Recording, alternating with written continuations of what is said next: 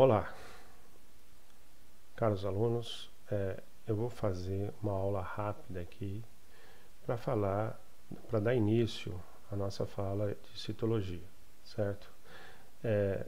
Inicialmente, eu pretendo mostrar para vocês as diferenças entre células eucariotas e células procariotas.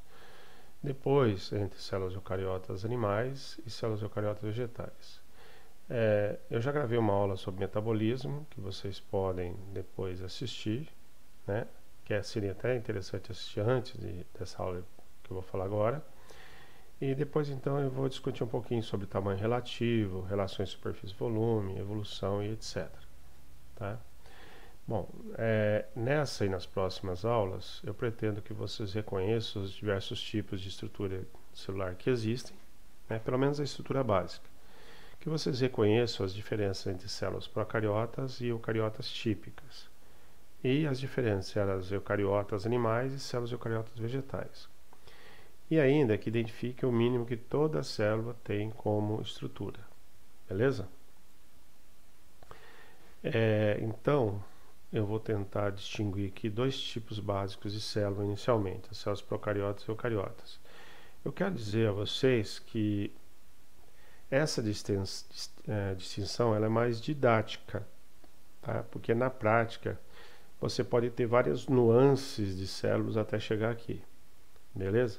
Mas eu vou tentar mostrar também para vocês que as células procariotas deram origem às células eucariotas, né?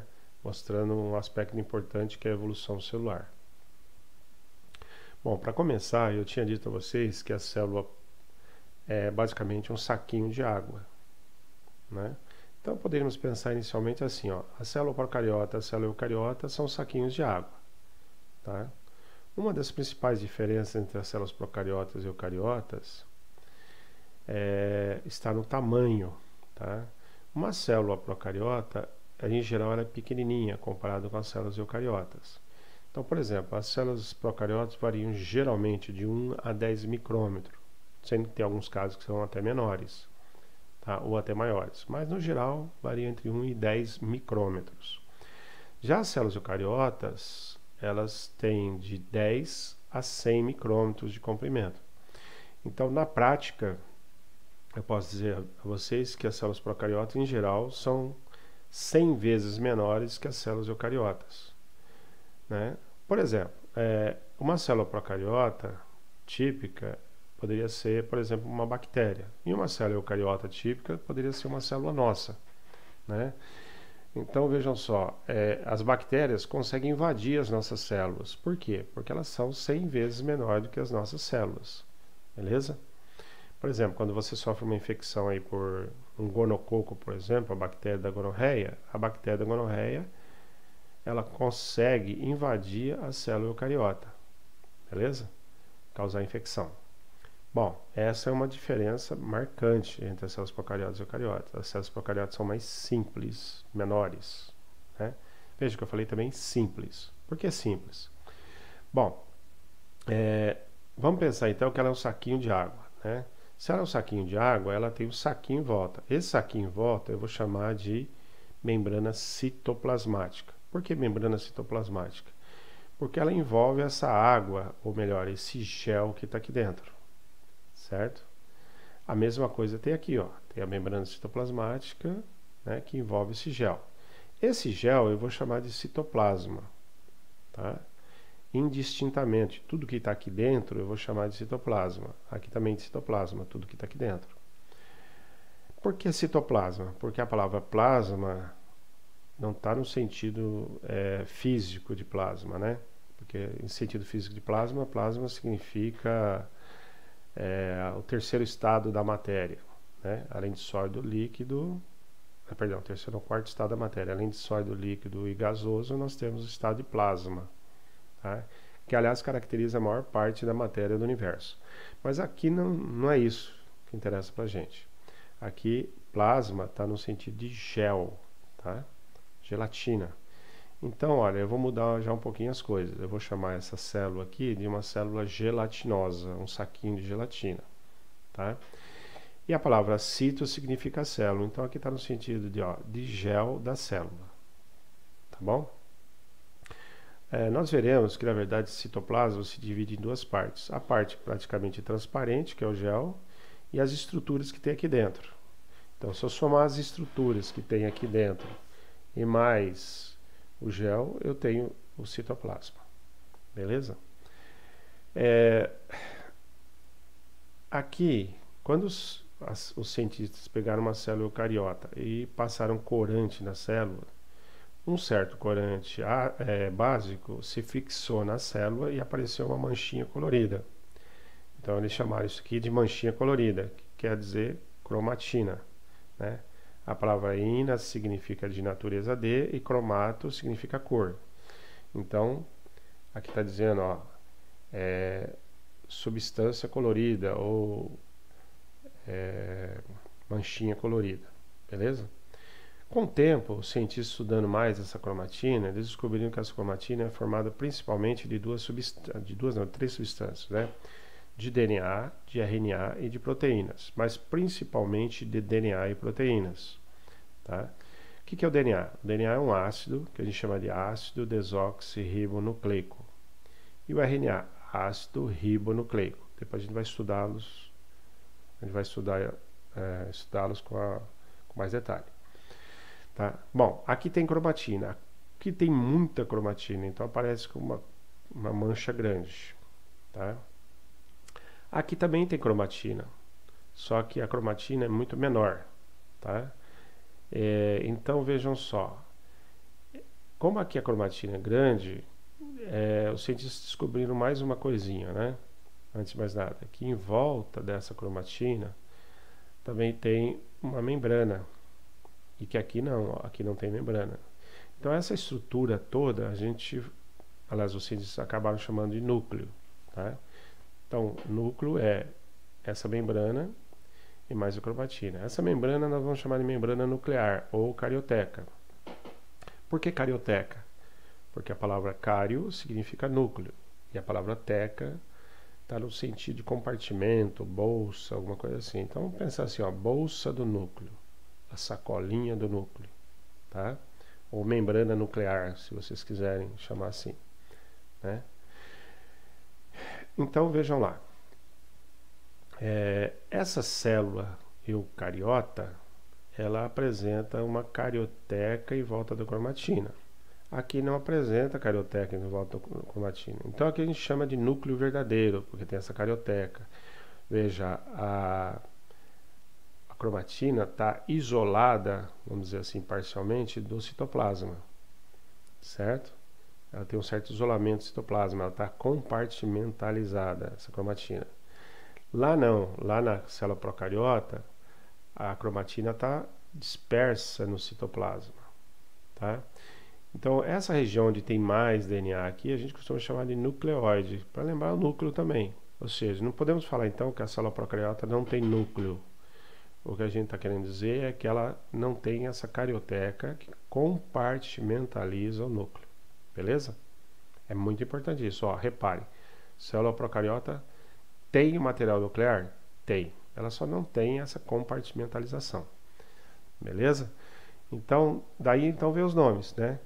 Procariota está no sentido de célula que tem um núcleo primitivo. Aqui o núcleo está bem individualizado, ou seja, cário, núcleo, e o verdadeiro. Ou seja, aqui tem um verdadeiro núcleo, tudo bem? Cuidado, hein? Tem um verdadeiro núcleo. Aqui também tem núcleo, só que ele é mais primitivo, beleza? Bom, então essa é a segunda coisa que mais caracteriza uma célula procariota, né? Aliás, que diferencia uma célula procariota de uma célula eucariota, tá? Daí os nomes, né? Então se alguém te perguntar qual a diferença entre uma célula procariota e eucariota, a primeira coisa que vocês devem lembrar é disso, né? A segunda coisa é que a célula procariota é mais simples, é menor e etc. Depois vamos ver que aqui dentro tem uma porção de coisas. Aqui também tem coisas, mas aqui tem mais. Então, nessa aula de hoje, eu pretendo discutir mais a célula procariota, tá? Então vamos lá. Aqui eu apresento um vocabulário, beleza? Nesse vocabulário, eu tento mostrar para vocês que a palavra pró ou proto significa primitivo, cário, núcleo, eu, verdadeiro ou que existe, né? Ontes significa ser, ser vivo, e ota está no sentido aqui de célula. Muitos autores, inclusive autores renomados, eles costumam colocar que a palavra procarionte se aplica à célula, então se fala em célula procarionte. Eu prefiro o termo procariota para célula e fazer o contrário, falar de onte para o ser vivo que tem aquela célula. Então olha lá, quando eu falo rinoceronte, o que eu estou querendo dizer? Um ser vivo, ontes, que tem nariz, rino, duro, ceros, duro. Tá? Ceros vem de escleros, duro. Então, quando eu falo em organismo procarionte, eu estou pensando naquele ser que tem célula procariota. E a procariota a célula. Os autores fazem o contrário, tudo bem? Para mim, então, o indivíduo como a gente é eucarionte, porque nós temos as células procariotas, tá? Mas tudo bem, isso aqui é uma discussão de termos que não leva a muita coisa, tá? Mas é só para vocês terem uma ideia aí. É importante apenas saber o que significa pró, cário, eu, né, ontes, isso que é interessante, beleza? Bom, vamos a uma célula procariota. Vocês estão vendo que essa célula procariota aqui, ela está um pouco mais complicada, né? Mas ó, dá para perceber que ela tem uma membrana, certo? Que cobre o citoplasma, que é tudo isso, tá? Então a primeira coisa, ela tem uma membrana que está apontada aqui, ó, certo? Então ó, a membrana que cobre o citoplasma. A membrana mais o citoplasma formam a célula. Então reparem que essa célula, ela tem mais uma cobertura sobre ela. Essa cobertura a gente chama de parede da célula, porque cobre toda a célula, certo? Então daí o nome, parede celular. Essa parede é mais grossa, é formada nos procariontes, geralmente de hemicelulose e outros materiais, geralmente açúcares. Essa parede celular, ela deixa a célula mais rígida. Então, ó, uma bactéria, normalmente, ela tem um formato fixo, por causa dessa caixinha que envolve ela. É como se você pegasse uma bexiga cheia de água e enfiasse dentro de uma caixinha de giz, por exemplo, certo? A caixinha seria a parede celular. Bom, gente, essa parede celular, ela deixa a célula mais rígida, como eu acabei de dizer, né? Então ela dá forma para a célula. É por isso que as bactérias podem assumir vários formatos. Por exemplo, se forem compridas, a gente chama de bacilos. Se forem mais redondinhas, a gente chama de cocos. Se a bactéria tiver um formato meio de vírgula, a gente chama de vibrião, né? Às vezes essa parede ela é toda torcida, formando uma espécie de espiral. Daí a gente chama de espiroqueta, certo? Por exemplo, bacilo de Koch é o bacilo que causa a tuberculose. É uma bactéria comprida, tá? Vibrião colérico, que causa cólera. É formato de espiral e assim por diante, né? Bom,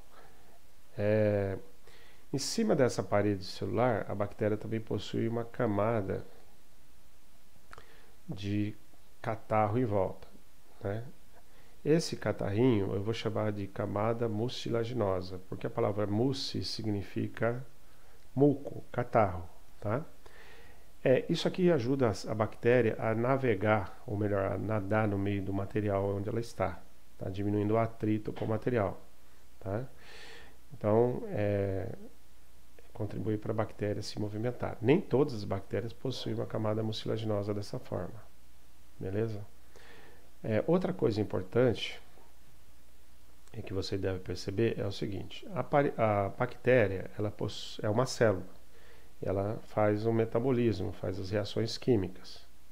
Como ela faz reações químicas, ela precisa de constantemente estar recebendo coisas de fora e eliminando coisas, né? Lembra? Reações precisam de reagentes, e reagentes, depois que ocorre a reação, produz certos produtos que são às vezes tóxicos, etc., que a célula tem que jogar fora, beleza? Ou a bactéria, por exemplo, pode produzir toxinas para nos causar doenças, etc., tá? Para nos intoxicar e matar as nossas células. Então vejam só, a membrana plasmática ela é bastante fininha, deixa passar o material com facilidade. Mas a parede celular não. A parede celular ela é dura e resistente.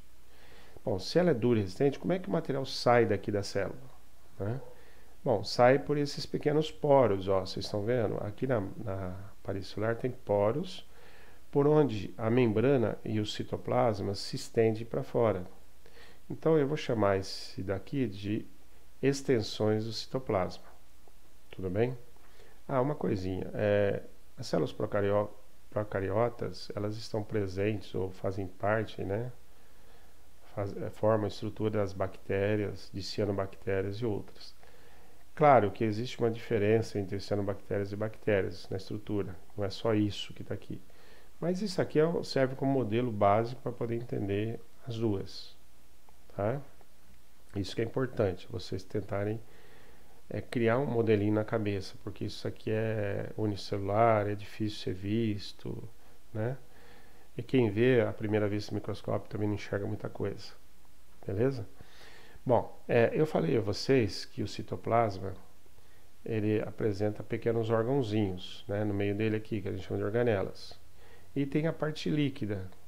Essa parte líquida nós vamos chamar de hialoplasma, que em latim significa gel transparente. Hialo quer dizer cristalino, transparente. Tá? Bom, eu falei a vocês que isso aqui então eram as extensões celulares, né? Ou melhor, extensões da membrana e do citoplasma. Essas extensões também podem ser chamadas de pilos ou vilos, tudo bem? Então, por quê? Porque quando você olha o microscópio dá a impressão de ser pequenos pelos, tá? Cuidado não confundir isso aqui com cílios, tudo bem? Não são cílios. Por falar em cílios, essas bactérias, essa bactéria em especial aqui desenhada, ela tem um flagelo, tá? Dois, né? Vocês podem observar. Esse flagelo nada mais é que um chicote que ela bate e serve para ela nadar. Ela provoca um turbilhão e nada. As bactérias podem ter muitos flagelos, tá? Dependendo no meio onde elas estão.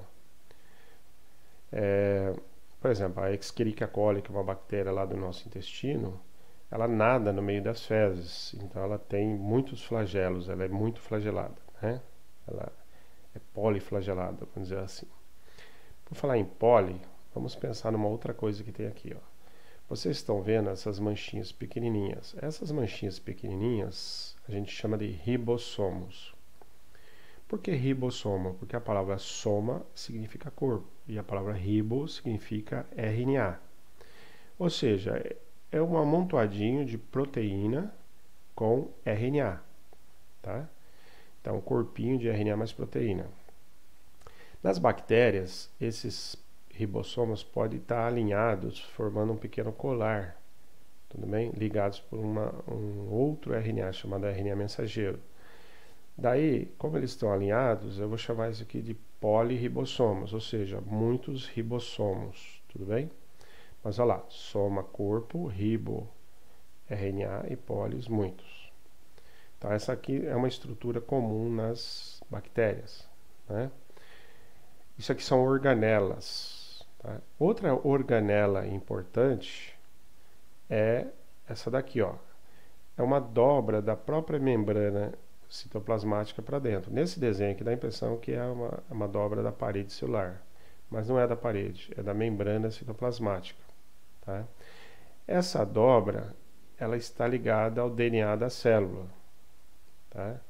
Essa dobra serve para ajudar a célula a se dividir. Depois vamos entender melhor essa questão. Então essa dobrinha vai formar um pequeno corpo aqui no meio, que a gente vai chamar de corpo do meio, né? Ou mesossoma, que quer dizer corpinho que está no meio da célula. O mesossoma está ligado ao DNA. Uma coisa interessante aqui do DNA, em relação que difere das nossas células, é que o DNA aqui das bactérias, ele está ligado, ele tem as pontas ligadas, ele é um DNA circular, certo? Ou seja, é um filamento circular. Outra coisa, não sei se dá para vocês perceberem, parece uma trança. Depois nós vamos ver por que o DNA parece uma trança, tudo bem? É um DNA pequeno, né, mas todo trançado, né? Esse DNA, então, a gente vai chamar aqui de cromatina ou ainda nucleóide, beleza? Vocês podem observar que tem outras estruturas menores. Aqui também são DNAs, tudo bem? Não está desenhado como uma trança, mas são DNAs. Esses DNAs a gente chama de plasmídios, tudo bem? Não tem seta aqui. Bom, vamos lá. Nesse desenho aqui, a ideia é diferente do anterior, né? Vocês podem ver que nesse desenho anterior a célula foi cortada ao meio e vista de cima, né? Vista pelo lado de cima. Nesse outro desenho aqui, o autor lá do Wikipedia, né, ele pretende mostrar como é que é a célula por dentro, como é que é a sua estrutura tridimensional, tá? Então eu vou pedir a vocês que peguem esse desenho e tentem comparar com o anterior e tentar dar nome aos bois aqui, beleza? Eu vou parar um segundinho e depois voltar.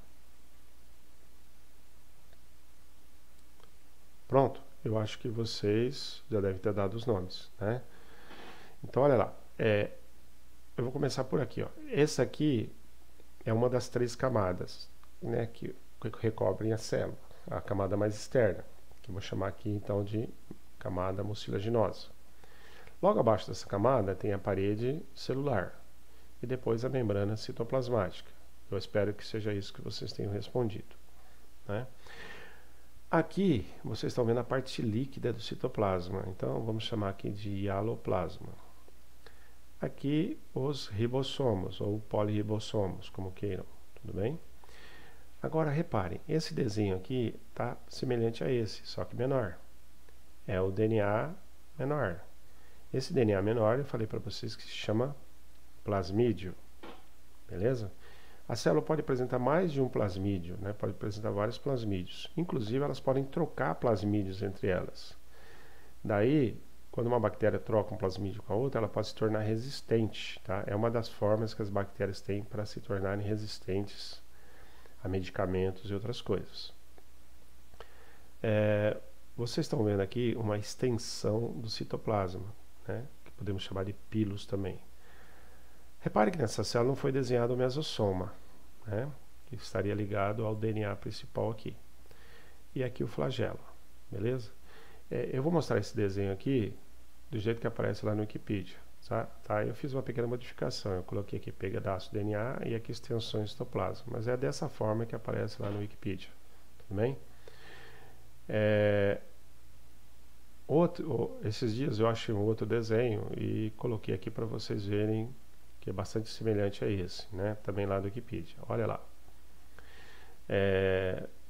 Reparem que nesse desenho ele já colocou o mesossoma, olha que legal. E reparem que esse mesossoma é uma dobra da membrana plasmática, aqui está certinho, né? Aqui em vez de hialoplasma, colocou citoplasma, tudo bem? É uma questão de como se vê, né? Não sei se ele está querendo se referir a tudo isso ou simplesmente a parte líquida. Mas se for a parte líquida, seria hialoplasma, beleza? Aparelho celular, a cápsula